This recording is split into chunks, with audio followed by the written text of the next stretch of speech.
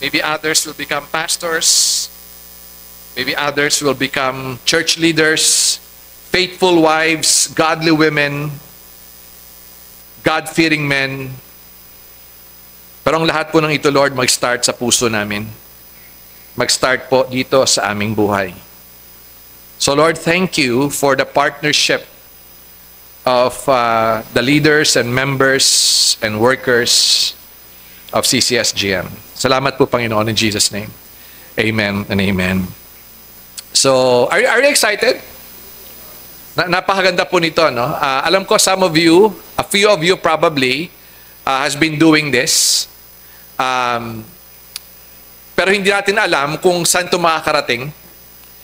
Pero one thing for sure, magiging stable ang foundation mo at nung mga i-disciple mo, in Tagalog, aalagarin mo sa Panginoon.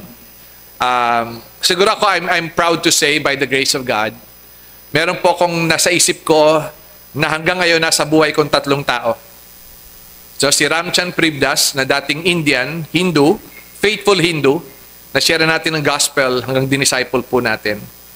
Ngayon po, siya po ang head ng accounting department ng Compassion International. Yung dating World Vision. Okay?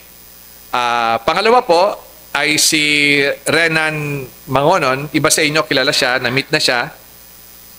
UST graduate, BS Math. Malaki sweldo noon, tinawag siya ni Lord sa ministry. Binitawan yung corporate world niya. Tapos nagpastor. At pastor siya ng Calvary Chapel, Lucena City ngayon. Yung pangatlo ay si Alan Santos na nakatira po sa Dallas, Texas. Maraming Bible study, Filipino Bible study sa Dallas, at patuloy na ginagamit ng Panginoon. Mga Christians, ongoing Christians. Hindi naman sa pagmamayabang, yung nagkaroon po ng parang Christian gathering ng batch namin, pinagmamalaki ko ng nila Ramchan, nila Renan, sa mga anak ko at sa asawa ko, at ina-appreciate nila yung pag-disciple ko sa kanila, miski hanggang ngayon. Miski hanggang ngayon. No? Sa kanila. May mga asawa at anak na ginagamit na rin, iba't ibang mga field, pero tuloy pa rin yung discipleship. Actually, discipleship is a lifetime. Ang maganda lang, yung dinidisciple mo, time will come, magdi-disciple ang iba. At yung magdi-disciple lang, yung dinisciple nila, magdi-disciple din ng iba. At sila, pag wala na rin sa reach ng hand mo, maghahanap ka ng iba to disciple others as well. Ganon. Ako, by the kindness of God, I never thought that I'll be a pastor. But if there are 5 people in my life na ginamit ni Lord, isa doon pa salamatan ko, no, yung nag-disciple sa akin. No? Nag-disciple siya sa akin for the longest time. Simula nung naging Christian ako, hanggang nag-struggle ako sa galit ko sa tatay ko, sa mga bisyo ko, talagang ginabayan ako ni Kuya Arthur. He's still alive today. Ang balita ko, nasa 74 years old, retired pastor. Formerly, siya ay naging president ng Campus Crusade for Christ Philippines. Ganoon. Pero natutuwa ako dahil very gracious, very faithful sa word. Kaya hindi natin alam kung saan makakarating yung mga dinidisciple natin. No? Pero tandaan natin, hindi natin talaga sila disciple. Kasi as we disciple them, we point them to Jesus. Tinuturo natin sila lagi kay Jesus. Kaya sabi ko nga doon sa staff kahapon, or the other day, o sa elders, I guess, pag na-establish natin by God's help, itong intentional discipleship, accountability fellowship, God forbid, pero kung loobin ng Diyos magkagera, magkabagyo, magkadilubyo, hindi tayo makapag-church, pero magtutuloy-tuloy pa rin yung discipleship. So we call this intentional discipleship accountability fellowship. Bakit intentional? Kasi hindi lang kayo magtitipon. Meron kayong intention. At yung intention nyo, intentional, kaya meron tayong mga lessons na di-discuss natin. Bakit discipleship? Dahil ito yung part ng Great Commission. Bakit accountability? Dahil tayo mga disciple maker, accountable tayo sa mga dinidisciple natin. At yung dinidisciple natin, accountable din sila sa atin. So accountability, two ways po lagi yan. Tapos bakit fellowship? Kasi nga po, though intentional, though discipleship, though there's an accountability, there's also a fellowship. Sasabihin mo sa kanya na yung life mo is just by the grace of God. Hindi tayo doon na parang pastor, membro, o lecturer, estudyante, o kaya boss, servant. Hindi ganun ang style. Now, we are fellow. Alam natin yung salitang fellowship, no? Riding in the same boat. Papakita natin sa kanila na we are fellow strugglers, fellow believers. Katulad doon rin kami. Maring nauna lang kami sa inyo, no? Sa timetable ng Diyos, pero pare-pareho tayong lahat may mga struggles. Just a review, yung ating design ay not less than 1, but not more than 3. So may nagtanong, paano daw kung magkakapare-pareho? Na ang sagot doon, tatanungin nyo muna, may kumuha na ba sa'yo for discipleship? No, so you have until next Sunday, kailangan po maisubmit nyo kay Elaine. Para pag may na-miss po tayo, baka lang may na-miss po o na-overlook na nagkapare-pareho tayo ng mga disciple. Kami ni Jeannie, ang nasa isip namin ngayon, 2 o 3 couples. Di ba? Ang agreement ko kasi, not less than 1, not more than 3. Either not less than 1 individual or not more than 3 couples or 1 couple. So, ganun din po kami ni Jeannie. So, ngayon may nasa isip na ho kami na i-disciple na couples. Na hopefully, makakuha kami ng time na once a week, magtitipon-tipon kaming 4 na couples. Now, kung hindi, let's say yung 2 Wednesday available, yung isa Saturday, we will also take that time with that person, with that couple. So, tama ba? 3. Parang 3 na yata na may mention namin couples na pinagpipray namin i-disciple namin. Pero hindi pa namin na-approach. Okay? So, ang purpose po ng gathering natin ngayon ay para pag-usapan natin yung first 3 batches of lesson. So, we will not go every detail. Kukulangin tayo ng oras. No? But I will just go from point 1 to another point to another point para lang makita natin ano ba yung pinaka-point pag unang nag-meet tayo sa unang time ng ating discipleship. So before I go on, baka may mga tanong regarding dun sa process ng pag-invite na mag-grow together. Yes, Godfrey. Pag ayaw nino, yung ay okay lang yan. So sabihin mo sa kanya, pupunta ka impyerno. Hindi, ano lang. Exhaust everything to convince. Sabihin mo na ito yung program ng Diyos. Kasi tingin ko, pag nakita naman nila na nakadesign ito sa Christian life, at part talaga ito ng Great Commission ng Panginoon, a genuine believer, a true believer will say yes. But I would say, magbibigay ako ng konting space na may mga genuine believer, pero iniisip baka iba yung thought nila pagdating sa discipleship. Kasi pag nagpa-disciple ka, slowly, mag-open ka ng heart mo doon sa nagdi-disciple sa'yo. Kasi hindi ka talaga madi-disciple lang maayos. Katulad ko rin, yung dinidisciple ako ni Kuya Art noon, hindi naman kaagad-agad nag-open ako ng heart sa kanya. Kasi para sa akin, stranger ka sa akin Na hindi katulad ng mga tropa ko sa gang, talagang magkakadikit ay mabitukan namin. Kaya kung anong pag-usapan namin, okay lang. Pero relationship grows So pag nag-grow yung relationship, doon nag-build yung trust. Ganon. So, siguro wag natin pilitin. Wag natin pilitin. Yes? Mike? Dapat po ba member or pwedeng outside? Okay. That's a very good question. May nag-question sa akin kanina yan after the service. Gusto nila mag-disciple pero nakikita niya parang magagaling sa labas.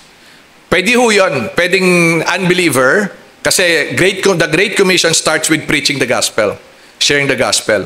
Pwedeng hindi Kristiyano pero ang end view natin, madadala natin sa church.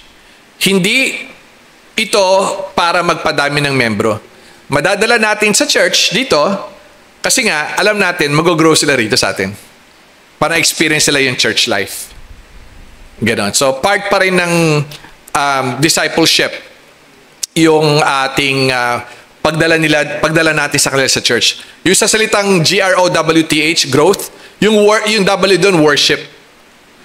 Sa next batch sa Sunday, patatalakayin natin, tuturo natin sa kanila na very simple manner, excuse me, gaano kahalaga ang worship service. Ganon. So, okay lang, as long na ang end view nyo, madadala niyo sa church. Yes, Godfrey. Clarify ko lang, Pastor, kasi di ba yung discipleship, hindi porket may disciple ka na, wala na mag-disciple. Yes. Kasi parang some of us, sa amin po, sa Kingdom, at some point, under po kami ni Ayomar, parang we were sharing our life together. Paano po yan? I mean, pwede pa rin ba kami na magpag-disciple kay Kuya Mark? Or since si Kuya Mark ay pwede maghanap na ng iba? Paano po yan? Yeah, maghanap na lang ng iba. Parang Hebrews chapter 6 yun, if I'm not mistaken. Na para bang sinabi doon ng author ng Hebrews, ang tagal yun na sa faith nyo. Kailangan kayo na nagtuturo sa iba, pero hanggang ngayon kayo pa rin ang tinuturuan. No? Tapos hanggang ngayon ba, milk pa rin ang ipapakain sa inyo, hindi na meat? Ganoon. So, yung challenge ng author ng Hebrews sa atin, lalo yung matatagal na sa faith, it's high time na tayo naman na mag-disciple ng iba. Actually, maganda rito sa Great Commission ng Panginoon, hindi na sinabi na kumuha ka ng mga mature, sovereign grace, they passed the sovereign grace ordination process, o kaya license. Hindi. Yung Great Commission was commissioned to the church, to every Christian. No? Ganun lang Ganun lang kasimple actually. Pero again, yung thought ng Great, wag natin ihiwalay si preaching the gospel or sharing the gospel sa Great Commission and discipleship. Kasi part yun talaga. Di sila pwedeng paghiwalayan. So, to answer that question, yes. Siguro maghanap na tayo. Lalo kung matatagal na tayo. Masarap pong magsama-sama talaga. Ako, masaya akong kasama sila Pastor Ray, si Pastor Francis. Tagal na yung magkakasama. Pero as we fulfill the Great Commission,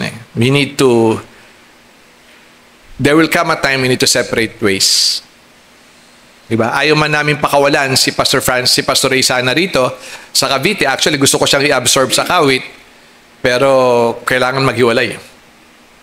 Kasi kailangan ng seasoned pastor sa Surigao na kapalit ni Pastor Oscar. Ganun. Now, hindi naman ibig sabihin na hindi na kayo magkikita-kita. Hindi magkita-kita kayo bilang kakaibigan, di ba? Bilang kakapatid. Magkamusta kayo. Kamusta naman natin yung disciple mo? Di ba? Ganun. Pero, yung kayo i-disciple pa, harap na lang ng iba kasi ang dami dyan kailangan i-disciple. Again, not less than 1, but not more than 3. Kaya napakadali nito, tingin ko napaka-doable.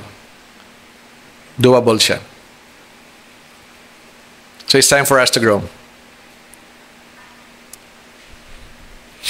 Ang aking dream, mga kapatid, in 3 years' time, pag may nagtanong sa bawat membro natin, sino nag-disciple sa'yo?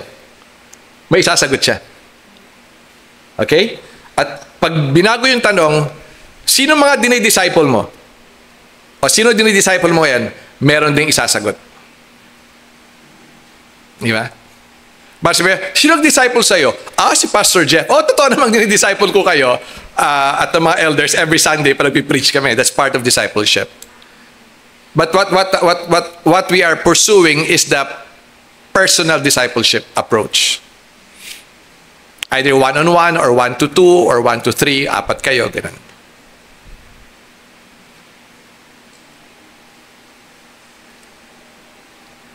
Okay?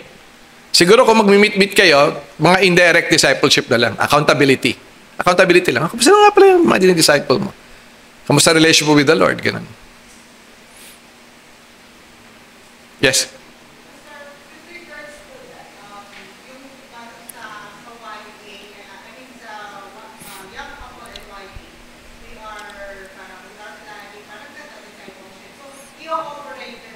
Yes, yes, yes. Actually, lahat ng sa fellowship department, override to. Hindi ito under ng fellowship department. Pero ina-ask namin yung mga heads ng fellowship department to support this. Ganun. Ganun po. Yes.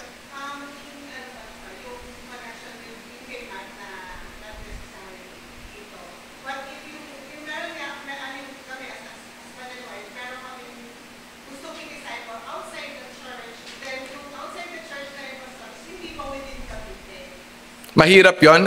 Siguro i-disciple in a way, pero hindi siya naka-inline sa program natin.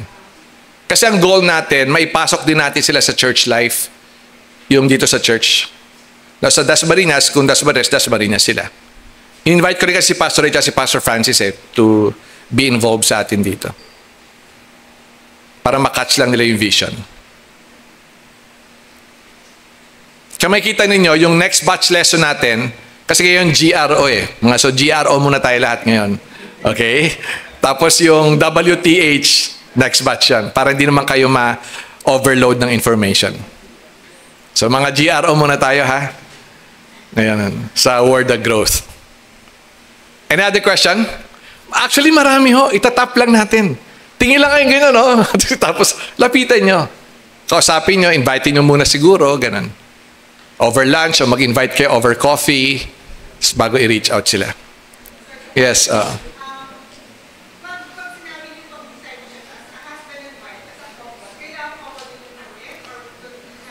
Gusto niya mag-iwalay kayo, pwede naman. Pero it's advisable sana na couple din. Kung okay lang naman. Pero may mga kumakausap sa akin, parang yung lalaki gusto niyang, yung husband, gusto niya yung medyo mga single guys. Tapos yung babae naman, ganun din ang gusto yung mga single na ladies. So depende sa agreement ng mag-asawa. Basta may form tayo, di ba? Nandiyan ba yung form pa, Lane? May form kayo fill upan, bibigay nyo kay Elaine yun. Tapos yung through the cooperation din ng staff, ayusin namin yung lahat para to make sure na una, walang magkadoble. Pangalawa, at least 90% ng mga regular na members at umaten sa Church ng Kawit, alam nating may nagdi-disciple. Okay? So, anong effort? Anong effort gagawin? Una po, prayer. Pag-pray nyo na kagad, Lord, sino ba? Pangalawa, mag-effort talaga tayo mag-build ng relationship dun sa mga kapatirang maaring kabatian nyo sa church pero hindi nyo close. Ganon. So, tatanggalin na natin muna yung mga hiya-hiya natin, yung pride natin, tapos magipag-connect tayo sa mga kapatiran who needed help. Paano po kung matanda pa sa akin? Okay lang. Kung okay naman kayo at okay naman sa kanya, walang problema. So, sabi ko, may naano ako sa akin. Siya na lang. Sabi niyo, sa akin na lang. Oo, walang problema. Wala rito, no? Hindi, wala rito sa grupong to. Ay, wala. Kasi mga disciple makers to. No? Okay. So, dalawa yung qualifications sa atin, no? Disciple makers, tsaka, for the sake of our training lang, disciplers. But there's no such, there's no word na discipler. Disciple maker, tsaka disciple. Ganun lang. Dalawa yung qualifications. Any other question? Question, suggestion, clarification before we proceed to our lesson. So siguro naman, no, habang nakikinig kayo, may mga tumatakbo na sa utak ninyo. Ako, I would suggest sa mga mag-asawa, suggestion ko lang naman to, kung comfortable kayo, maganda sana mag-asawa din. Magkasama kayo, tapos mag-asawa din yung mga dinidisciple nyo. Maring isang couple, not less than 1 year, but not more than 2 years. No? O, 2 couples. Kami nasa isip namin ni Jeannie, 3 couples na. Ganun. Yung 2, medyo close sa amin. Yung isa, ay hindi close sa amin. Okay. Of course, babae sa babae, lalaki sa lalaki. Kasi baka mamaya, lalo sa mga single, iba ay disciple ninyo, ba puso ang i-disciple.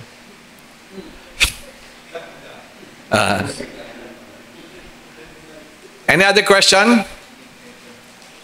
Yes, Apple.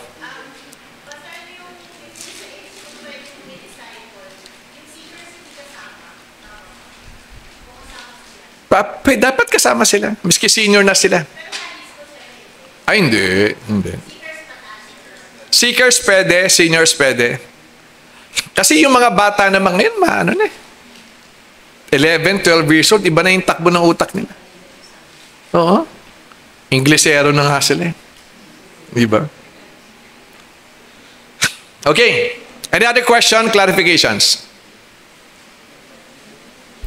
Kita nyo, ang dami natin dito. Kung isa lang i-disciple natin, doble nito, no?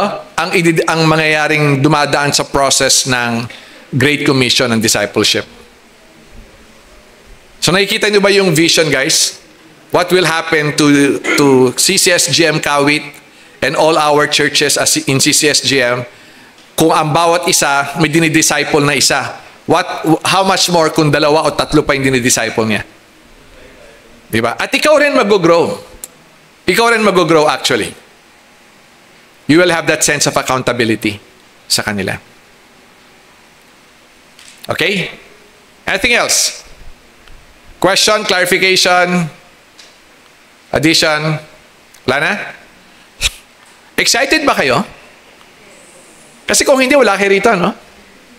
So, okay. So, simulan natin. So, ang launch natin, i-launch natin tong Intentional Discipleship Accountability Fellowship sa One Worship 2 services natin. Ang topic din ni Pastor Greg na binigay ko, he will be preaching about discipleship. Okay? Tapos po, pagtapos nun, ng launch natin ng August 18, if I'm not mistaken, the following Sunday, pwede na ho tayo magsimula.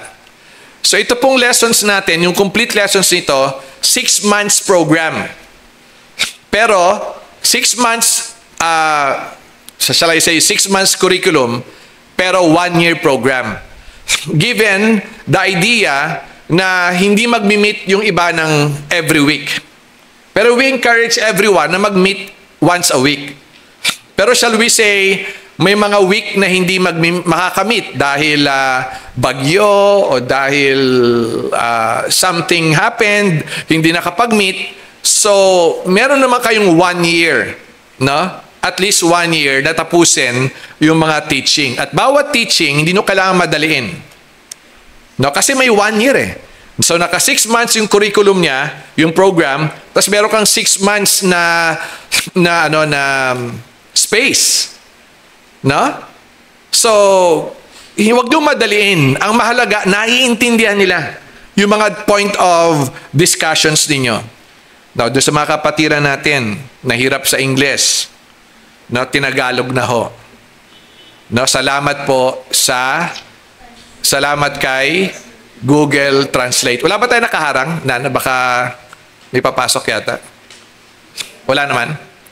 Salamat na lang po kay Google Translate. Okay, so yung ating lesson 1 po, no, from the word growth, ang una po ay G, Diyos kagad. Napopoint ho natin sila kay God. So, alam natin po, no, that the very first verse, no, sa Bible ay Diyos kagad yung pinag-usapan. In the beginning, God created the heavens and the earth.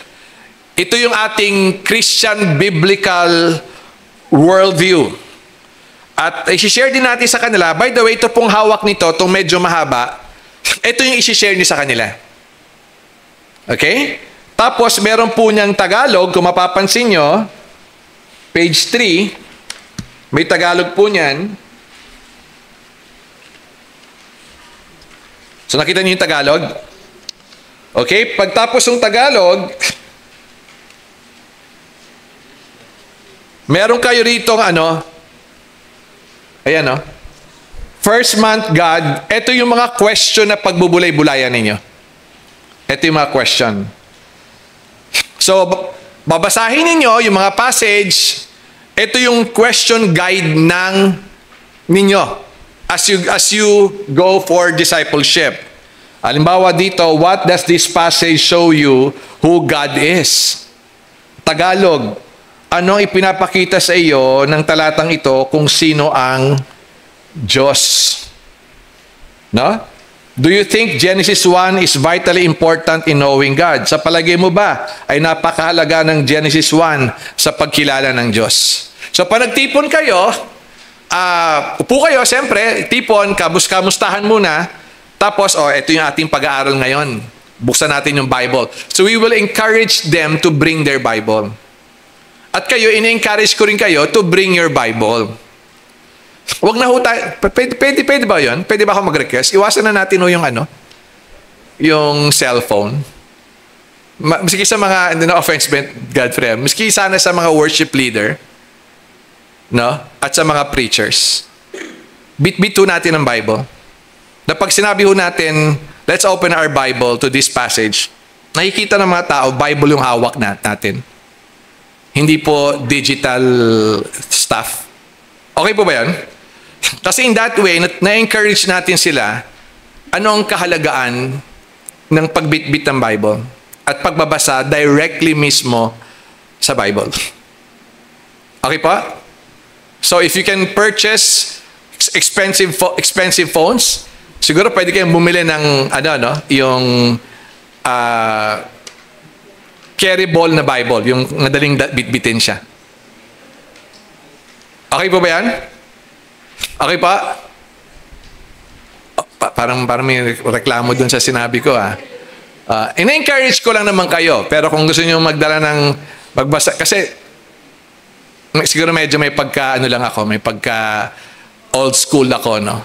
Pero I'd rather be an old school studying the ancient path, no? Rather than sa, be, ano ba tawag doon?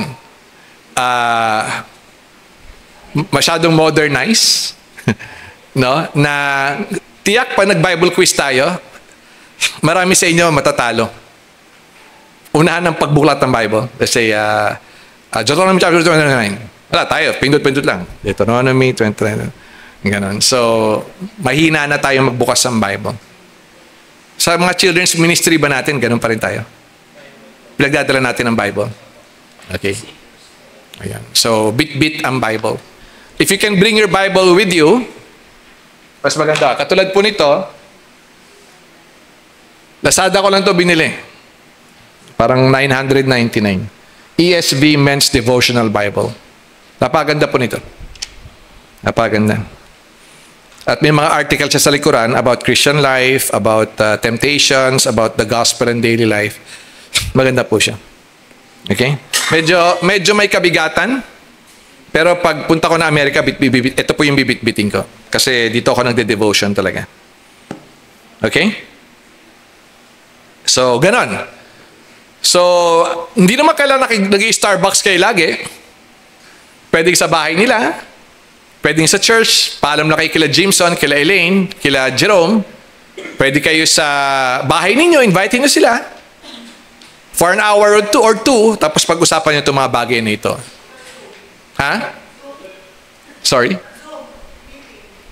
Zoom? Yeah, I think so.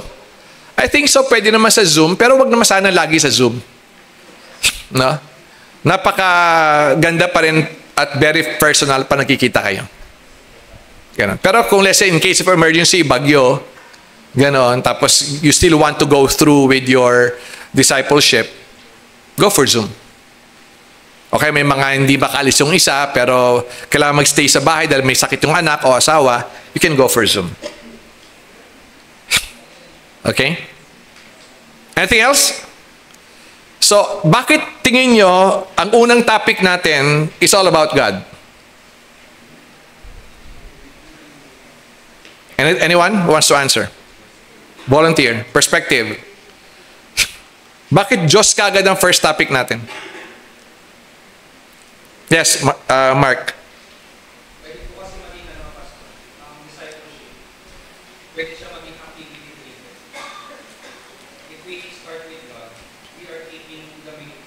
the main thing. Very good. May natutunan ka talaga sa Australia, brother. Okay. No, kasi nakita ko ng material, no? Discipleship material ng isang mega church. So pagtingin ko doon sa discipleship material nila, yung booklet 1 nila, ang sabi doon, God has a wonderful plan for you.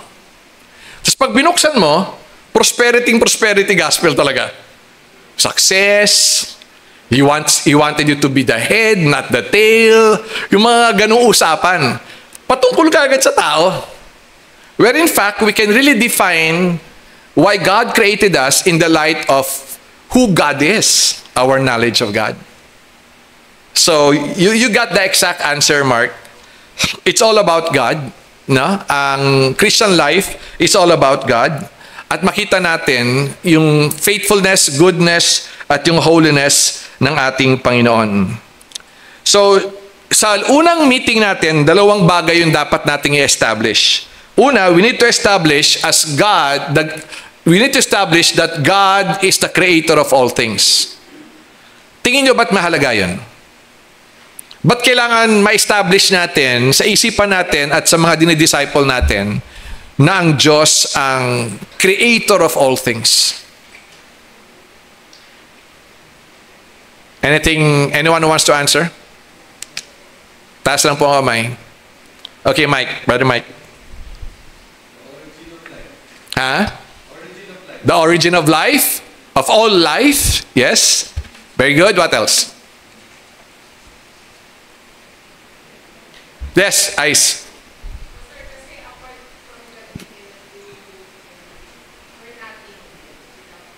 Okay, very good. We are nothing without God. What else? Yes, JP? Siguro parang set yung mind, kumbaga, reverence sa Diyos. Parang Yeah. yung mga disciples natin yung tuwa natin. Mataas na yung Very good, JP. To have a higher view of God.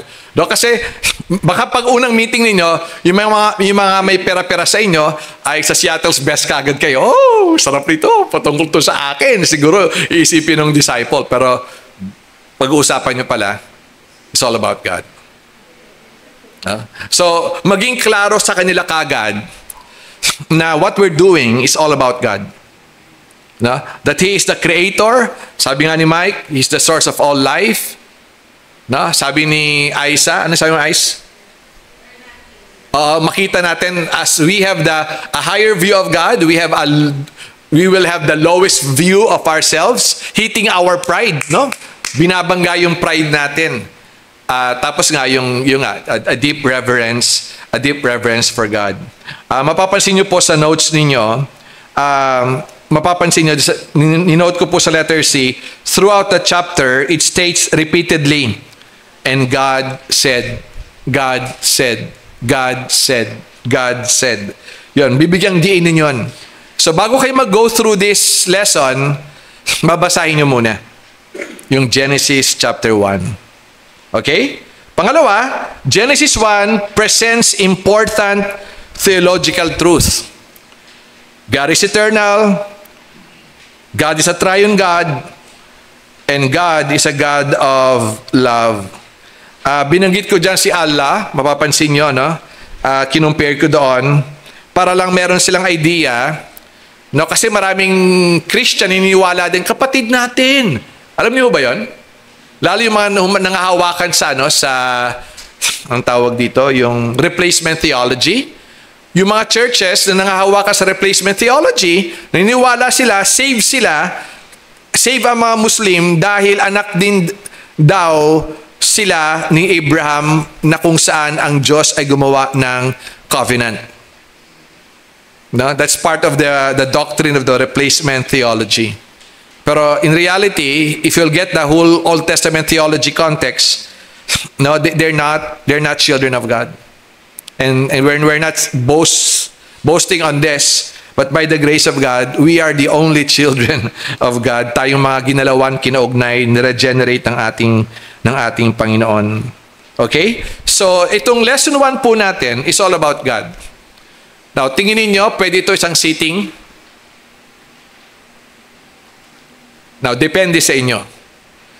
Kung mapag-uusapan at may mga tanong sila sa Genesis chapter 1, now pwede nyong next week o next meeting ninyo, pwede nyo i-discuss pa rin yung lesson 1. Magbibigay lang po kami sa inyo next week ng parang pifilapan yung parang monitor sheet na pifilapan ninyo para at every end of the month, alam namin kung nasa na kayo sa mga tinuturo ninyo. Ano lang, checkin nyo lang po kung nasa na kayo sa mga tinuturo ninyo. Okay?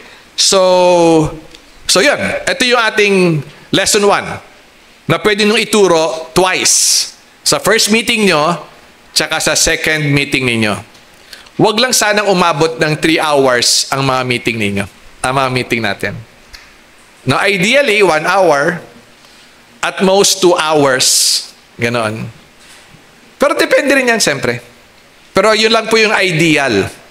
Na huwag sana umabot ng 3 hours. Pero let's say, Pastor Jeff, in-invite namin sa bahay, tapos nagkakwentuhan. Pagtapos ng aming IDAF, ay nagkaya kagang manood ng Netflix. Ganon. So, okay ba yun? Okay lang yan. Kasi you're building rapport, lalo kung mga bago pa lang sila. Na bago pa lang yung kakilala, nagbibuild pa kayo ng friendship at relationship sa kanila.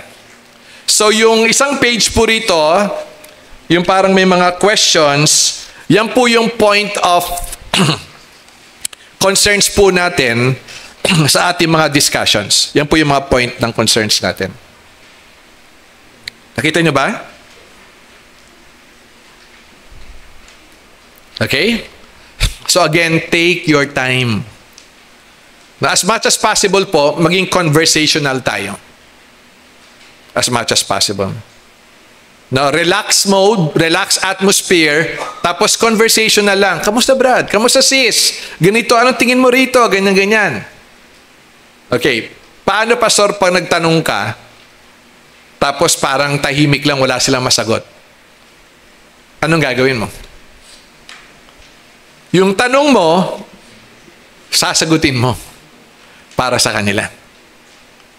O kaya ika-clarify mo yung tanong mo. Magto-throw ka uli ng another question that is connected pa rin doon sa una mong tinrow na question. Parang sinimplify mo siya para maintindihan niya yung tanong mo. Do you think ito ang sagot? Yan, tapos sasagutin niyo sila. Again, the word disciple matetes ay learner. So, wag mo expectin na yung level nila, level mo. Kasi ikaw yung disciple maker o disciple leader, tapos sila yung dinidisciple, mga bago pa lang. Okay? Now, anong gusto nyo? Kayo ang maghanap na i-disciple ninyo o hanapan namin kayo? What do you think? May kape ho tayo dyan. Alam kong siesta hour ngayon. Nakakantok po ang panahon. Magkapi-kapi kayo dyan. Anong gusto nyo? Hanapan namin kayo o kayo maghanap? Yes, yeah. Siguro parang wala po yung ministry din. Parang i-identify lahat ng wala pang Exactly. disciple, tapos inform yung mga kunyari, underneath po yung mga inform lahat ng kasama, yung mga leader sa youth ministry para makita kung sino yung mga galing. Very good. Okay guys, ito yung suggestion ni ER. I-collaborate natin sa mga heads of the ministries. Which is good. Yung nga yung sinasabi ko na we need the help of the heads of the ministries on here. No, na kung may listahan kayo ng mga regular na umaattend sa mga, let's say sa youth, sa young adults, sa men, sa women's, pumikap kayo doon, tapos tulungan nyo kami na makahanap ng mga i-disciple to mga disciple makers natin. So again, we're all functioning as a church, as a local church. Yes, Mark? Okay. Any other question? Basta may kasi may yaanin ako na may ginawa ko magnanay. Parang sa tingin ko, hindi ko pwedeng pagsamahin yung magnanay. Kasi magkukwento yung nanay tungkol sa mga anak. Hindi pwedeng ko ipasa yung anak Yes, yes. Okay, as much as possible po, pag let's say mag-ina, magkapatid, mag-ama, paghiwalayin ninyo. Kasi most probably, magkakaroon kayo ng challenge sa pagbibuild ng relationship and trust sa kanila. Okay? Yes, Apple.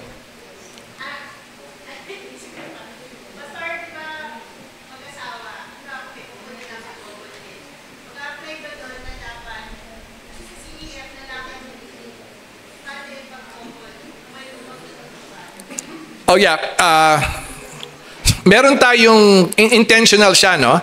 So meron tayong lesson na sa mag-asawa, ito yung sinishare. Pero let's say kami naisip ko nga that's a good question, kami naisip ko kay Ginny, siguro may time na maghihiwalay kami ng lamesa. So, maghihiwalay kami ng lamesa, pero kami pa rin. Kami pa rin. Couples pa rin kami, pero maghihiwalay lang kami ng lamesa. Ganon. So in a way, ina-strengthen natin yung kanilang relationship as husband and wife. Ganon. Okay, Ben? Kasi inisip mo baka mag-away yung mag-asawa pag gano'n.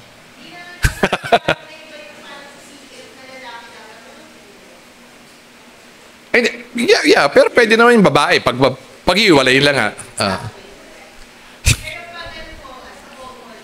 Lalaki ang magtuturo. Lalaki. Okay, tapos support yung babae siguro.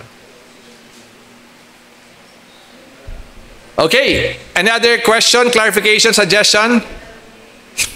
Okay, yung lesson 1 natin is all about God. Actually, yung unang buwan is all about God. Kaya nakalagay po dyan, first month, Diyos. Tapos po, aralin 2 ay binibinyagan mo sila. Ba't pa ako sa Tagalog? Sa English po, Lane, ano to, no? Per month? Per month. So, nasa first month pa lang din tayo. So, yung lesson 2 po natin sa first month, na sa first month, God ang general topic natin, you shall baptize them. Kanina, in the beginning, ngayon, you shall baptize them. At ang text natin is Matthew chapter 28, verse 19. Okay? So, pinag-usapan natin sino itong Diyos na ito. Pagdating sa lesson 2, pag-uusapan natin itong Diyos na ito ay meron 3 persona. Na pinagtibay ni Jesus mismo sa Matthew chapter 28, verse 19. Kaya medyo doctrinal to. Yung Trinity is all about they're equal.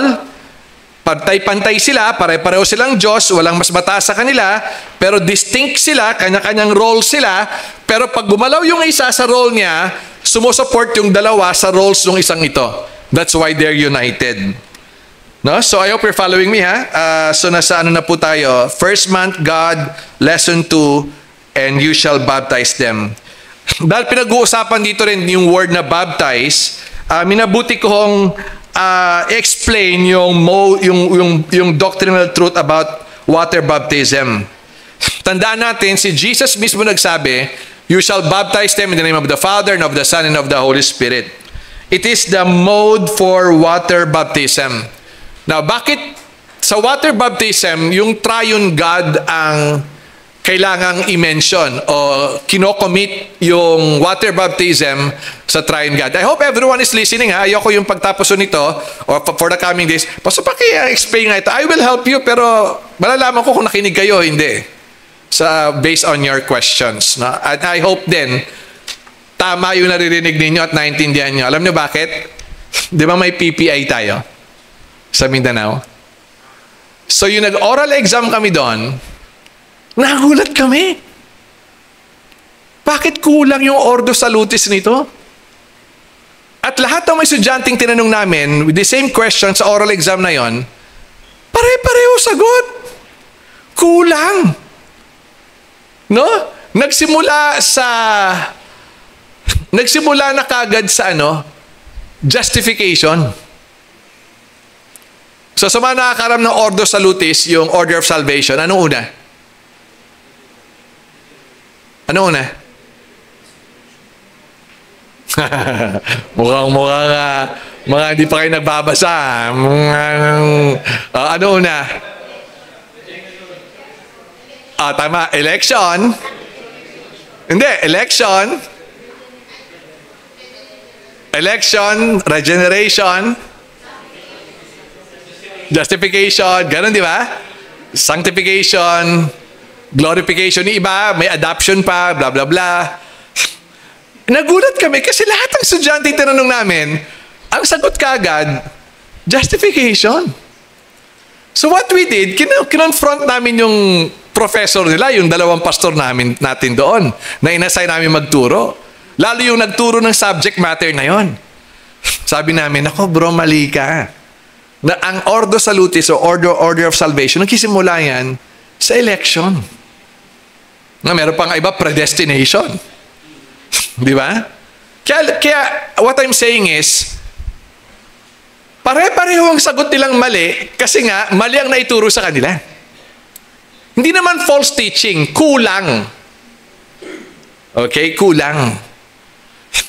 Kasi nga, yung pastor na ito, yung professor na ito, bagamat he's a good man, mahal namin siya, pero may tendency kasi siya, para bang, alam ko na yan. Yung gano'n. Meron siyang ganong tendency na, pag basic, alam ko na yan, pero totoo lang, hindi niya pa talaga alam. Ito problema, naituro sa first batch ang PPI natin. Patay. Kaya lahat sila, both sa oral, tsaka sa written exam nila, explain to us the order salutis. Unang sagot kaagad, justification. So nawala si regeneration, nawala si election, tsaka si predestination. Nawala. Which is very important para gumawa tayo ng conclusion na ang salvation starts from the Lord and ends with the Lord or completes with the Lord. Okay? So itong water baptism po, going back to our study, is they're being done in the name of the Father and of the Son and of the Holy Spirit. But remember this, baptism is not just a mode or the ethical or ecclesiastical thing that we do. Baptism also is not just physical, it has a spiritual sense. We baptize a person to have a deeper relationship with the Father, to have a deeper relationship with the Son, and to have a deeper relationship with the Holy Spirit. Sa Triune God, sino ang sikat? Depende. Okay. Sa Reform, si God. Okay? Ha? Ay, di pala. Tama. Sa Reform, si God. Sa Evangelical, si Jesus. Sa Pentecostal, si Holy Spirit. Kapansin niya, Kapansin niya. Pero hindi dapat ganoon ang perspective natin. Yung dinidisciple natin, pinapakilala natin through the scriptures, sino ba si God the Father? Sino ba si God the Son? At sino ba si God the Holy Spirit? Kita niyo, Pag ito nagtuloy-tuloy itong intentional discipleship accountability fellowship natin, ang dream ko, 5 years from now. Pag may nagtanong sa membro natin, can you explain to me the Trinity? At least yung basic understanding, naintindihan nila. Sino ba itong Diyos sa sinasamba natin? He is one, but He is also three. In one. Copy ko. 3 in 1. The Father, the Son, and the Holy Spirit. So it's not just, baptism is not just the immersion in water, but also immersion in the relationship with the Father, with the Son, and with the Holy Spirit. Alam niyo po, isa po sa mga pinapasalamatan ko sa kanta ng Sovereign Grace, yung mga kanta ho ng Sovereign Grace Church, yung tatlong yon nandun lagi. Na-emphasize ang Father, na-emphasize ang Son, at na-emphasize po ang Holy Spirit. Again, may Tagalog version ito, at meron din po yung point of questions natin sa lesson 2. So let's go to lesson 3 on the first month ng God. Lesson 3 na po tayo. Okay, God pa rin, ang first month. Lesson 3 is knowing God. Okay, kinote ko dyan yung sinabi ni Reverend Dr. R.C. Sproul. Pwede nyo yung i-discuss bago kayo mag-start ng discipleship no, kasi napakamalaman nung kwento ni kwentong karanasan ni R.C. Sproul. Tapos binanggit natin dyan na yung to know God is to know that He exercises kindness, justice, and righteousness. Meron pong Tagalog niyan. Maaaring sabihin niya, Pastor Jeff, bakit parang itong lesson 3 ng first month ng Knowing God, napaka-ikli ng outline. Pero tingin ko sa discussion, mahaba ito. No? Kasi pag-uusapan nyo, bakit mo nasabing ang Diyos ay kind? Ano bang ibig sabihin yon? No? Ano ibig sabihin na ang Diyos ay He exercises justice? Ano ibig sabihin that He exercises righteousness? Yan. Kaya po yung mga tanong natin dyan sa first month, nakalagay dyan, ang makilala ang Diyos ay ang paghahangad ng kaalaman sa Diyos pamamagitan ng mga banal na kasulatan. Ano ang sinasabi niya sa iyo tungkol sa kahalagaan ng Biblia sa iyong buhay? Pangalawang tanong, paano nagiging panganib sa kaluluwa ng isang tao ang paghahanap ng kaalaman sa Diyos? Sagutin niyo nga. Paano nagiging dangerous ang pagsisik ng knowledge about God? Very good. May sumagot pride. Yes, it's pride. Nalulugod ang Diyos sa sino mang nagtatanghal sa Kanya bilang mabait, makatarungan at matuwid. Personal na ang ibig sabihin nito sa iyong kaugnayan sa Kanya. Kung tingin nyo mali po yung mga Tagalog grammar, sisihin nyo po si Google Translate. Because 95% nito si Google Translate po yan. So ito yung unang set natin sa first month. Okay? Pag-aaralan ninyo, babasahin ninyo, kung may tanong kayo, mag-text lang kayo sa akin o sa mga elders natin, we are happy to serve you. Okay? Paki-distribute natin yung Meron ka? Lesson 2? Oo. Meron.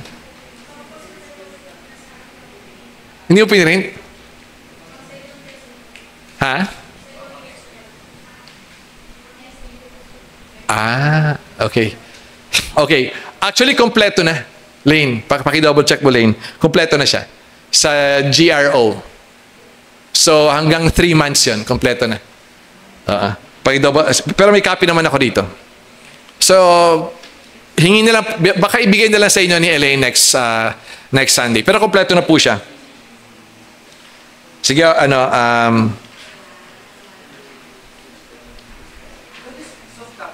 question, ha? Yeah, kung gusto yung soft copy. Okay. Soft copy. Okay lang. Okay lang.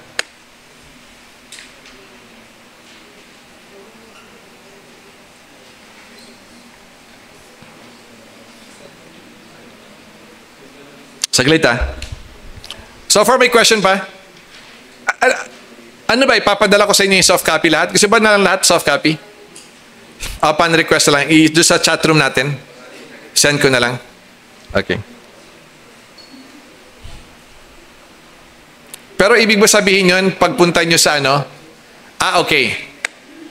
So, pwede naman digitalize yung gamit ninyo sa panagmi-meet kayo. Make sure lang may dala kayong Bible.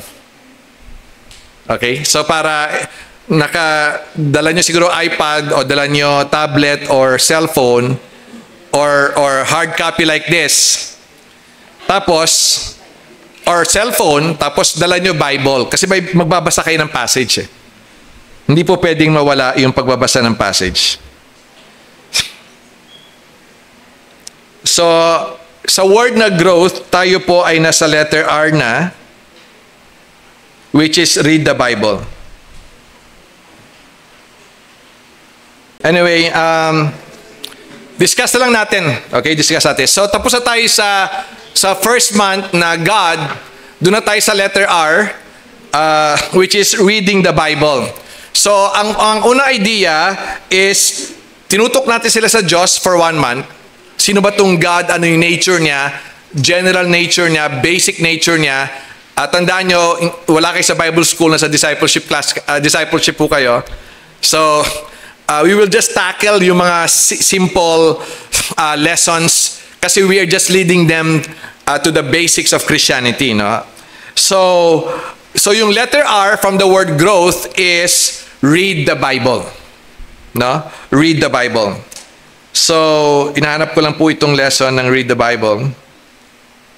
Naka-lesson 2 ako. Sandali lang po.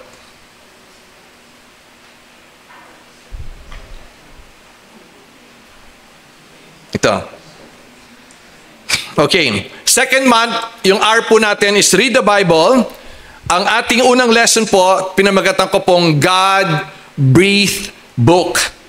At papakita naman natin sa kanila rito na yung Bible na binabasa natin, pinag-aaralan natin Sunday after Sunday, binabasa natin, pinagbubulayan natin every day, ito ay inspired book. Galing talaga sa Diyos mismo. At hihimay-himayin natin yung 2 Timothy chapter 3 verse 16 to 17. So didiscuss nyo ito sa second month. So nag-a-advance lang tayo. Eagle's view ng ating mga lesson. Again, 2 Timothy chapter 3 verse 16, ginamit doon, all scripture is God-breathed. So yung word na all, pinapakita rito, all scripture, yung scope. Didiscuss natin in a very layman's term na yung all scripture is all the 66 books. Lahat ng 66 books. Tapos sabi doon, all scripture is God-breathed. At ang source, all scripture is God-breathed. Ang source nitong 66 inspired books is God, our Creator God, na siya sa pamamagitan ng words niya, sa pamamagitan ng kanyang decree, let there be light and there was light. So yung Diyos na nagsalita during creation, siya pa rin yung Diyos na nagsalita na pinasulat niya sa scriptures at pinireserve niya magpasa hanggang ngayon. Tapos babanggitin din natin dito sa first lesson natin sa second month, anong purpose ito? Binanggit din sa 2 Timothy chapter 3 verse 16 to 17, it is used for teaching, for reproof, for correction, and for training. Now, tingin ko lang ho, kung kayo po'y mag-1 hour or 2 hours na meeting nang i-disciple mo, pwede nito hatiin sa 2. Kasi napaka-broad ng discussion. Actually, miski 3 na meeting. No? Anong ibig sabihin ng all scripture is God-breathed? Ginagamit ito for teaching. Pwede tayo mag-dwell doon. May mga points po rito para ma-enhance natin. Na walang ibang basihan sa teaching natin dapat kundi ang Bible. It is also used for reproof. Anong difference ng reproof sa correction? May difference po yan. Yung reproof sa correction. Tapos yung last is for training. Okay? Anong importance ano ibig sabihin ni Paul na pagdating sa training, ang basihan ng training, scripture. Ang basihan ng correction, scripture. Ang basihan ng reproof, scripture. Ang basihan ng teaching, scripture. So anong difference yung teaching na nauna na binanggit sa 2 Timothy 3:16-17 at yung training na huling binanggit doon sa passage natin? Kaya yung ginagawa ko ito, nilalagay ko yung sarili ko doon sa pag-disciple ko during that time. Dinaanin po namin itong verse na ito. Sabi ko, abutin tayo rito ng siguro mga 2 or 3 meetings. Okay? Again, hindi kailangan madaliin. 6 months program ang curriculum, 1-year program po ito. At least 1-year program. Okay? So meron tayong space ng another 6 months. Kung kailangan natin balikan, kung kailangan natin magstay doon, ang goal natin, naiintindihan nila yung tinuturo natin. Klaro sa kanila bago tayo mag-next move. Okay? May Tagalog din po nito at meron din pong guide questions para sa ating gathering. So ito po yung ating second month, God-breathed book. Ang lesson po natin ay God-breathed book. So, yung second lesson po natin sa second month, Bible pa rin ang pag-uusapan ho natin. Okay? So, ito po yun. Hanapin ko lang po. Yan. Ay, sorry. Ito. Ito na po. So, yung lesson natin po, again, sa Bible na naman, for the second month, read the Bible. Yung lesson natin ay nakabase naman sa Psalms 119, verse 11 to 16. Ang lesson title po natin, Your Word in My Heart. Na kung makakapaghintay kayo, siguro we'll ask si Elaine, i-print na ngayon. Nabigay ko na lahat ito kay Elaine po eh. And you can get your copy. Okay? Ang lesson 2 po natin is Your Word in My Heart. So every time nag-gather ho tayo, kailangan may nagbabasa kayo ng Bible. So una, kamusta muna? No, kamusta buhay? Blah, blah, blah, blah. O sige, siguro mga 5 to 10 minutes, kwento ano muna, kamusta muna kayo. Start na tayo. Tapos, mag-pray kayo, tapos basahin natin itong Bible. O kaya, basahin natin yung passage natin na pag-aaralan ngayon. Para kayo nagba-Bible study na small group, 1-on-1 or 1 or 2 or 1 or 3. Tapos, nagpa-facilitate ka lang ng discussion. No? Tapos, yun, pray kayo, tapos pag-usapan ninyo, how do you apply that in your life? No? So, itong napakaganda nito, at maikli lang itong lesson 2 sa second month, Your Word in My Heart, nakabase siya sa Psalms 119, verse 11 to 16. Pero ang focus natin, verse 11. Ano yung verse 11? Psalms 119. Anyone? Sunday school teacher? Yeah. Ano yan? Verse 11. Thy word have I hid in my heart that I may not sin against thee. Do yung babasahin nyo hanggang verse 16 para lang makuha yung context. Pero ang emphasis natin yung verse 11. Kasi kung may copy kayo nito ngayon, nakalagay rito, the verse 11 encourages scripture memorization. Number 2, the verse 11 as well reminds us to value God's word. And the verse 11 deepens the significance of our relationship with the Holy God. Now, pagdating natin dito sa second month, second meeting ninyo, i-exercise natin ito ngayon. No? I-encourage natin ang bawat isa na mag-memorize ang scriptures. Kaya pagdating natin ng third meeting ninyo sa second month, sabi mo, ikaw maging example. Ako, ang memory verse ko for this week, mga kapatid, Jesus wept.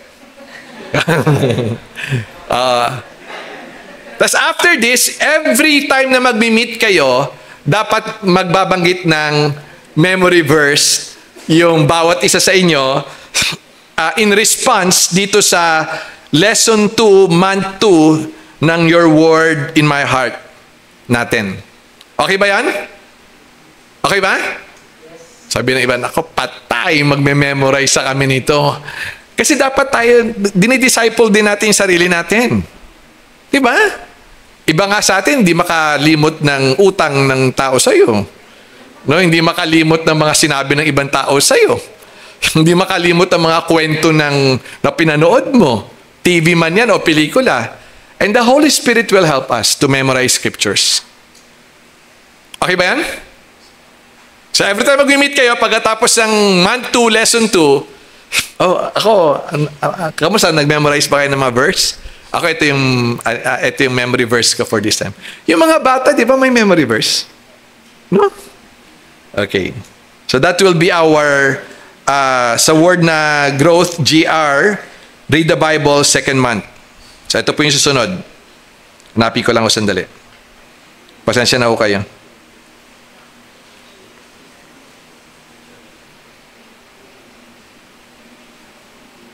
Ay, sorry pala. Sa second month to, dalawa lang po yung lesson natin. Okay? Yung all scriptures, God-breathed, tsaka po yung Psalms 119. Kasi gusto kong mag-dwell tayo sa buong buwan, mag-dwell po tayo doon sa importance na makita natin lahat at nang dinidisciple mo that the Word of God is the Word of God at wala nang iba pa, tapos makita rin natin ang importance ng Bible study at Bible memorization. So tapos na po tayo sa G, tapos na tayo sa R, dito na po tayo sa O. So yung O po natin, so matapos na tayo, is outreach. No? So ano po yung ating unang lesson sa outreach? Okay, ito po. Third month is O, it means outreach. Ito po maganda. Actually, kung di ako nagkakamali, 2 lesson din po itong third month natin. Yung lesson 1 po natin is understanding the gospel. No, ito, napakahalaga po nito. No? Ang ating text po ay 1 Corinthians chapter 15, verses 1 to 7. Sorry po, ang naklik ko pala yung mga questionnaires. Ito na, nahabol na ako niya, no? Thank you. Okay, ito po yung third month natin, understanding the gospel.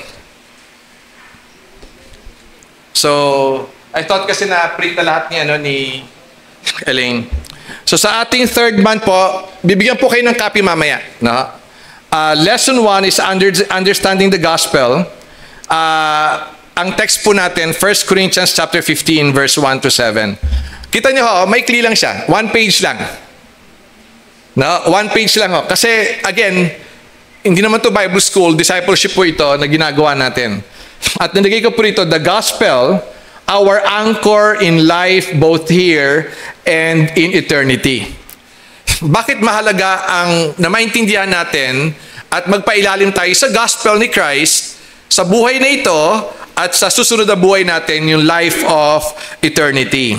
So all you need to do is just to study this, tapos may Tagalog version ito, tapos ay meron pong questionnaire nito, understanding the gospel. Kulang pa rin ito. May last lesson pa ito. Okay, so understand the gospel. Halimbawa, yung mga question po rito, sa tingin mo, bakit kaya muling pinaalala ni Pablo ang ebanghelyo sa mga kapatiran sa iglesia sa Corinto? Bakit kaya ang kahulugan ng gospel ay mabuting balita? Ganon. Gaano ba kahalaga ang pagkaunawa ng ebanghelyo sa personal mong lakad bilang isang Kristiyano?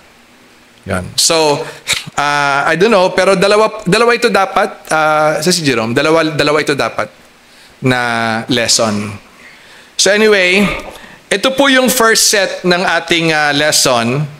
I-send ko na lang po sa inyo rin sa chatroom natin. Tsaka kung gusto niyo po ng copy, ay pwede kayo humingi kay Elaine. So ito po yung first month, ito po yung second month. First month is God, second month is about the Bible, read the Bible. At third month is it's all about outreach. So God, read the Bible, tapos yung O is outreach. Ito po kasi yung lesson 1 is understanding the gospel. Yung lesson 2 po, maganda yung lesson 2 eh. Kasi wala ho rito. Yung lesson 2 is all about how do you share the gospel and your testimony. At kinalarify din po doon sa lesson 2 that your testimony is not the gospel. Kinalarify din po doon sa lesson 2 that your testimony will not save a person. Only the gospel save the person. Your testimony is the byproduct of the gospel. Ganon. Pero may tamang lugar yung testimony, pwede siyang gawing jumping board to share the gospel. Now, ang purpose po ng month 3 o lesson 3 natin ng outreach, una, para maintindihan nila yung gospel. Pangalawa, para ma-encourage, ma-inspire, maturuan natin sila ng pag-share ng gospel. Do you get the point? Yun po ang purpose ng yung outreach. Kasi let's face it, marami po matagal ng Christian, pero hanggang ngayon, baka hindi pa nakakapag-share ng gospel o wala pang nadadalang kaluluwa sa Panginoon na by sharing the gospel. So basically, ito po yung ating tatlong set of lessons for the first 3 months. No? We will start it po after our one worship service, the following week, start na po tayo. Okay? So yung mahahawakan nyo po muna this week, kung hihintayin nyo po yung copies, ay yung first 3 months. Tapos next Sunday, tatalakayin po natin yung last batch, yung WTH, which is worship, training, tas yung letter H po ay, ang tawag ko po doon ay home gospel. No? Ang point po doon ay tuturuan natin ho sila gaano kahalaga na i-exercise natin yung ating gospel appreciation, gospel understanding sa loob ng bahay. Sa mag-asawa, sa kapatid, sa magulang, sa anak. How do we exercise the gospel inside our home? Kaya po yung letter H, home gospel. Ang tawag doon. Okay? So, any question po? Nakukuha niyo po ba yung point? Baka na-overlook lang po ni Ate Elaine yung iba. Kaya ang na-print na lang ho yung first month. Okay? Any question? Question, clarification?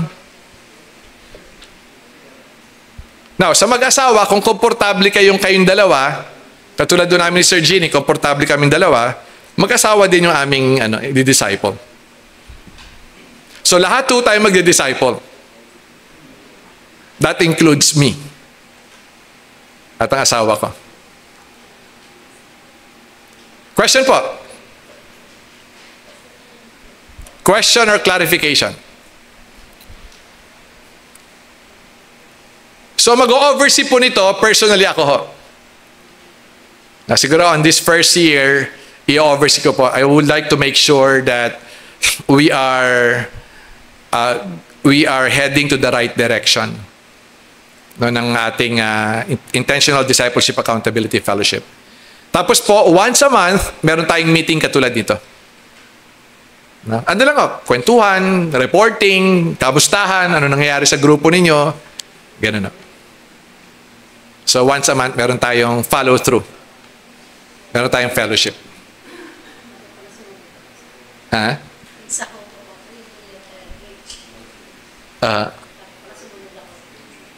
Yeah.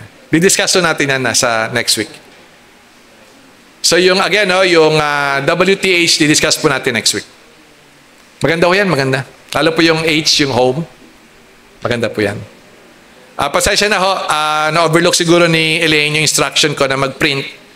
I'll make it sure po, we'll make it sure next Sunday, kompleto ho yung inyong yung inyong modules. Question po or clarification? Mag-alas 4 na ho kasi ang usapan lang natin 2 to 4. So just want to respect your time as well. May question po? Now to those of you who can wait, you can ask copy kay Elaine ngayon. Ewan ko, siguro old school pa rin ako. Mas maganda pa rin sa akin po yung yung may hard copy. Okay? So any reflection po, what have you learned? Reflection, appreciation, clarification, question. What have you learned today? As a whole. Yes, Godfrey. Ako sir, very grateful sa program ng church about sa discipleship. Kasi iba pa rin pag-guided talaga. Yung may structure program talaga. Yeah. Yung nababantayan na. Yes. Saka parang alam mo may patutunguhan. Yung discipleship na ginagawa. Yeah. Kaya very grateful sa initiative ko. Saka sa pag-develop ng mga models. Thank you for that. Thank you for appreciating. Anyone else?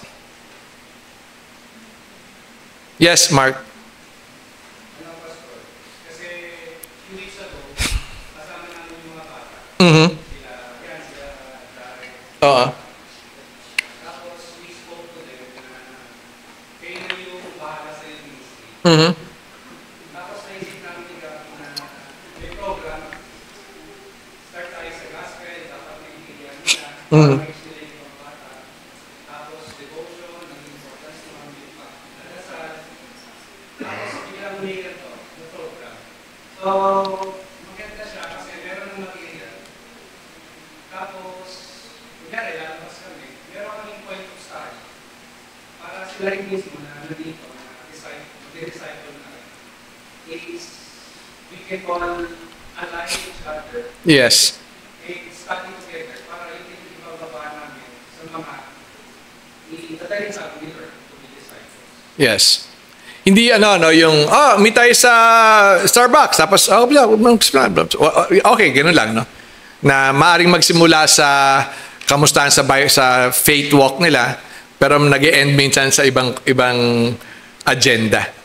Na, pero at least yan simple lesson pero tingin ko kung seryoso tayong tututok lang tayo dyan, it will take us even more than an hour na magkwentuhan, mag-sharing about our topic.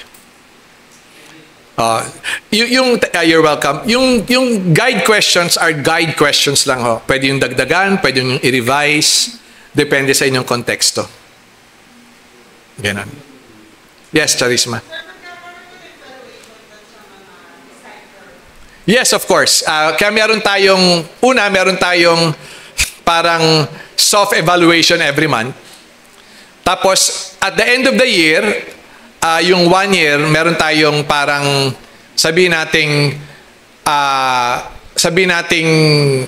conference. Magmi-meet din tayo lahat. Siguro, isang overnight conference yun. Pag-usapan natin ano mga development, ano yung mga challenges, anong tingin mo doon sa inahawakan mong grupo, tapos anong pwedeng improve natin na mga topics or ways on doing this intentional discipleship accountability fellowship. Yeah. Alam naman natin yung mga nangyayari sa church natin. Siyempre yung mga leaders din na nagkakaroon ng issue with the management ng church. So, paano natin, Pastor, ina-manage din or gagawin na parang anong yung Pastor na mapapantayan din natin ito na kasi syempre may mga leaders na hindi gusto yun. Ano naman po, Pastor, hindi na gusto yung pamamalakayan. So, since yung mga sila yung constant na nag-push up, na malaman din natin ano naman ang sinasabi ng mga nag-lead sa kanila, kung ano yung tinuturo at kung meron ng issue na sa puso dapat sa leaders lang dahil propana sa kanila. Yung mga nagpapwede sa puso dapat doon sa lecture. Pero meron na silang mga binibigay ng issues na dapat hindi na pumapatong sa mga. Yeah. I think last Sunday, nagbigay ako ng parang pattern sa mga disciple maker. If I'm not mistaken, di ko lang dala yung notes ko ngayon. Dapat talaga ganun. So, kailangan alam din natin how to control that. Again, we are fellow disciples sa mga dinidisciple natin, pero we are a leader. So, we lead the group pointing them to Christ. Ganon. Kasi whether we like it or not, may mga taong i-disciple natin na hindi sila shoot sa church leadership. It's part of it. Na I don't think may church na lahat ng mga members ay satisfied 100% sa leadership nila. Because there's none. Yes, Binoy.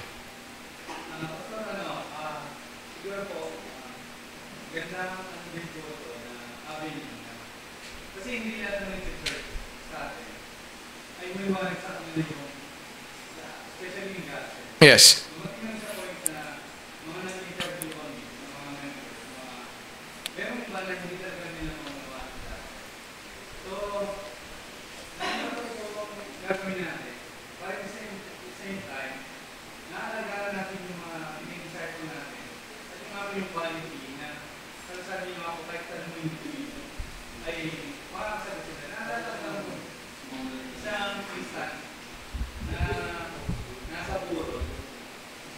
May isang po kasi nagtanong, sabi niya, hindi mo alagay yung quantity. Tapos, kasi yung quality nga yung pare. Hindi mo alagay yung yung quality. Kasi sabi niya, kung sabi mo ba, sabi ko ba yung pagbabayo na sila, kung narapat ko yung baliga, so, kaya natin din po ako doon. Kaya kung nagdaring po ito ng program na to. In the same way, makakalagaan ng mga binigay tayo dyan. Pangalipa natin ng mga to, right to the same time, we're growing each other. Tama. Para sa grow. Very good.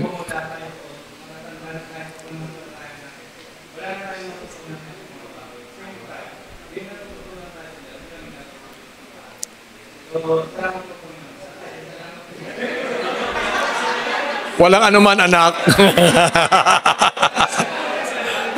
Panginoon. Hindi, actually, Binoy, well said. Kasi, ito na yung sabi ng Bible, he who refreshes others, he himself will also be refreshed. Ganon. So, ako ho, totoo lang, kung nabibless kayo sa aming mga nagtuturo every Sunday dito, nabibless din ho kami. Kasi, as we study this, as we prepare and study our sermon, kami yung unang tinuturuan ni Lord. Kami yung unang nire-rebuke ni Lord. Kami yung unang na-inspire ni Lord. Kasi again, we cannot give what we do not have. Kaya nag-grow din kami at the same time. Yung confession nga ni Jimson, pag ang struggle niya, pag hindi raw siya assigned preacher, within the week, parang papetiks-petiks lang siya. Pero pag assigned preacher siya, very conscious siya doon sa mind na tungkol sa Bible at tungkol sa Diyos. So it helps. It helps us. Ngayon, meron na tayong sense of accountability, pero ang aking desire sana ay every week makapag-meet kayo. Miski 1 hour lang or 2 hours lang. Ganun. Pero again, hindi to pilitan. Kung tingin nyo once every 2 weeks lang kaya, no? It's okay. Okay lang yan. Kaya again, sana makisakay kayo sa dream, no? Sa dream ng inyong pastor na in 5 years time, pag may nagtanong sa sino mang kapatiran ng CCS, sino nag-disciple sa'yo, may sasagot siya. Sabi niya, si Repot. Ganon.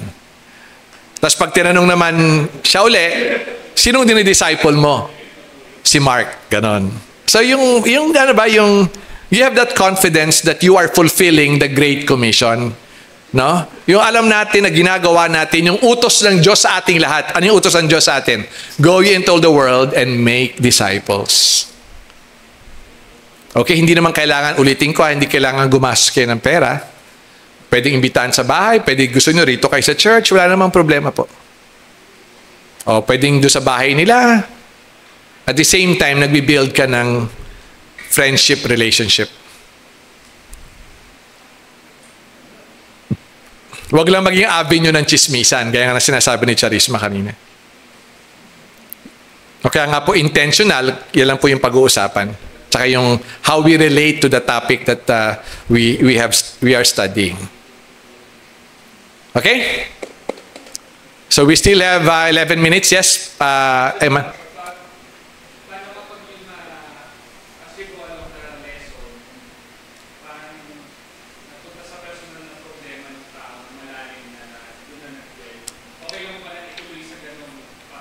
Yes, okay lang yan. That's part of discipleship counseling.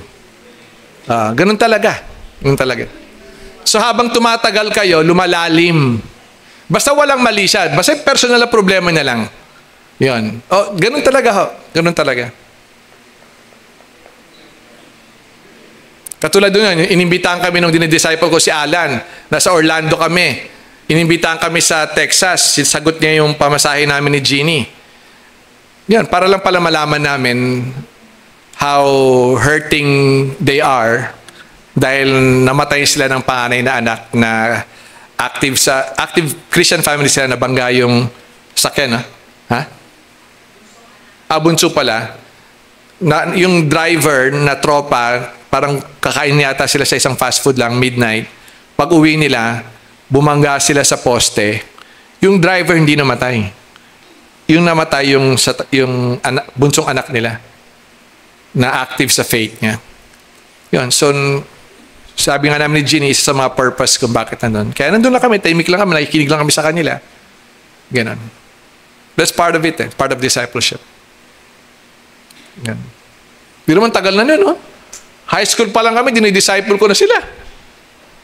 Oh, hanggang ngayon, dire-diretso yan. Yung aming relationship. Yung aming relationship. At sila rin, nag-disciple na rin sila ng iba.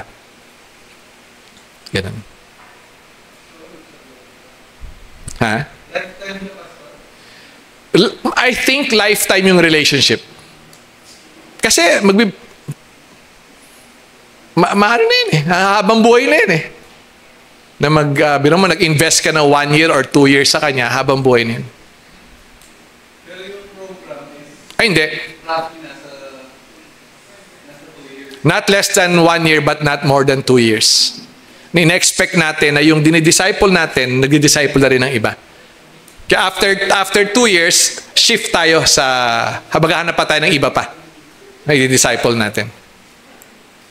Totoo lang, kung 50% of our church members ay magdi-disciple natin, siguro on behalf of the elders, masaya na tayo. Na yung 50% ng mga members natin, nagdi-disciple natin properly and intentionally. Okay? Anything else? Yes, Mark? Paano nyo po yung sa kasi nito? Paano po pag yung situation nila is out of our capacity to advance? Paano po namin Okay. Pag let's say, alam mo, sabi ng disciple mo, no? Alam mo, Mark, ano, nag-iisip na ako magpakamatay. Next week, ano gagawin mo?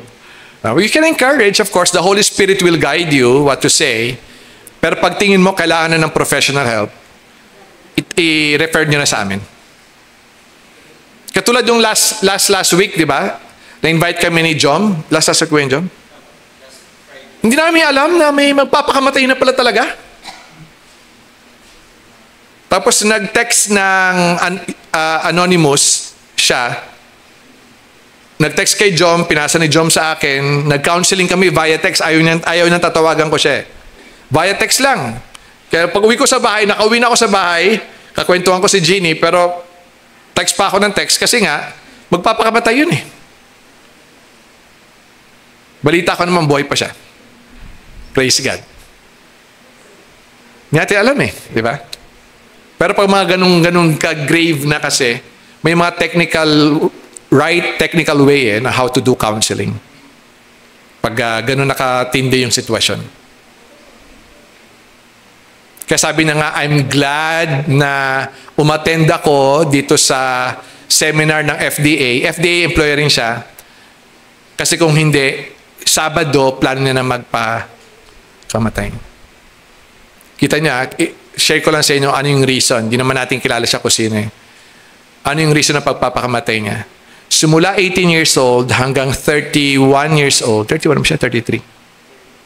30 plus eh, no? 31 yata.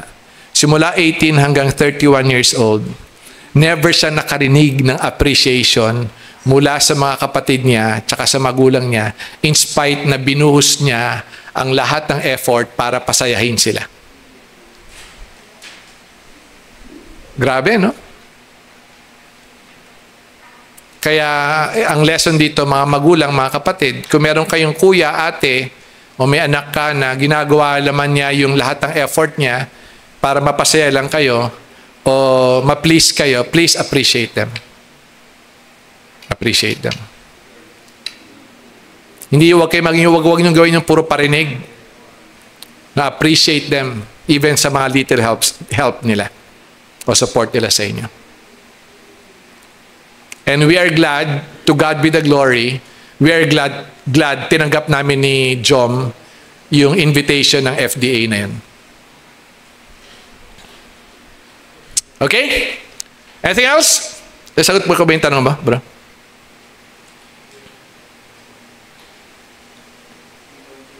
Halimbawa, sa mga single, no, may nagtanong, Brother Repo, tingin mo ba panahon na para mag-asawa ako?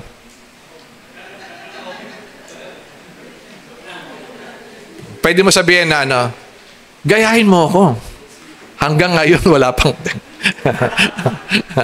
Ayan. Pwede mo na ma-advisean, pero kung tingin mo malalim na rin yung situation, i-refer mo sa mga elders na may mga asawa na.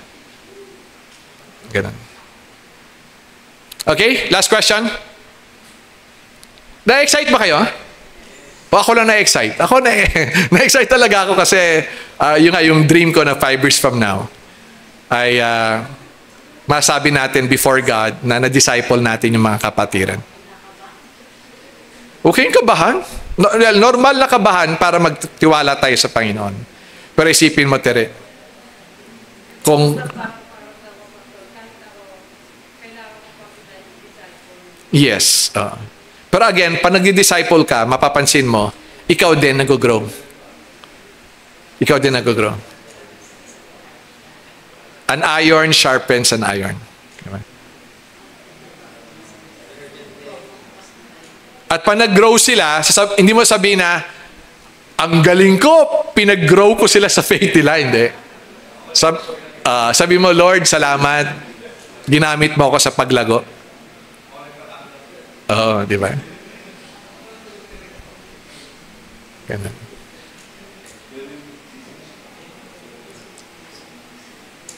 Tsaka for all you know, sa mga boys, sa mga teens na narito, malay mo yung dinidisciple mo, may plano pala si Lord na maging pastor.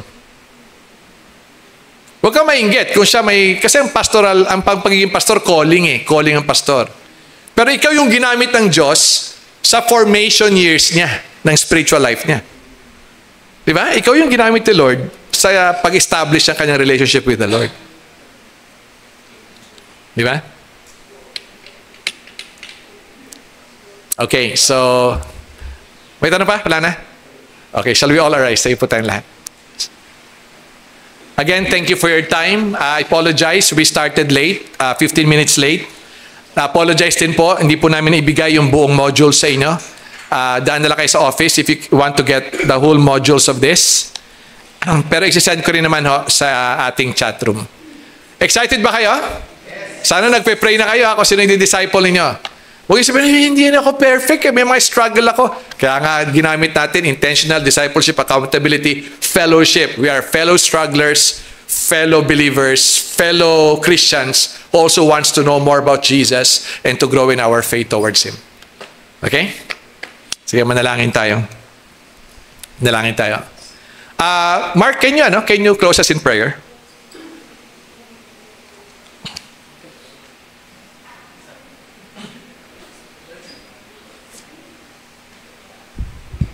Sige po, let's pray. Father, we thank you for bringing us here together as brothers and sisters, as fellow believers, fellow lovers of our Lord Jesus Christ, fellow strugglers, Lord, who are in need of your grace, of your guidance, of your mercy. Maraming salamat, Lord, sa paggamit ninyo sa aming mabuting pastor, sa paggawa nitong mga materials that takes time, Lord. Thank you for putting this in his heart. Para kami rin mismo, Lord, ay magtulong-tulong, mag-encourage sa bawat isa to reach out those people as you have commissioned us. To reach those people, especially ngayon, Lord, na napakarami ng ingay sa aming kapaligiran. Use us, O Lord, to be the salt and light of this world. We do not know, Lord, kung ano yung mga mangyayari sa susunod na buwan, sa susunod na taon. But we pray, Lord, that only your will and only your will be done dito sa programang ito. We pray, Lord, na makita namin yung pangangailangan namin ng isang Diyos, pangangailangan namin, Lord, sa iyong habag, pangangailangan namin to know you because you are the only way, you are the truth, and you are the light, Lord. Kaya maraming salamat, Lord, sa buhay na araw-araw na ipinagkakalob niyo sa amin. Nawa ay magampanan namin, Lord, yung mga trabaho na ibibigay niyo sa amin. Sustain us, Lord, our health, our spirit, Lord, our mental state, Lord, our relationships with one another. Magtulungan kami, Lord, sa isa't isa. Kung may mga tanong, Lord, gamitin niyo rin yung bawat isa para maipakilala at maunawaan yung mga dapat naming ituro. We thank you, Lord. Kayo ang aming gabay. You are the lamp on our feet. And we pray, Lord, that your will and you will be glorified dito sa programa, sa binigay mo sa aming mga responsibilities bilang iyong mga adopted children. Maraming salamat, Lord. May you be glorified in all things, in all the fellowships, in all our meetups, pati Lord sa relationships namin with the people that you will be entrusting to us in this discipleship program, Lord.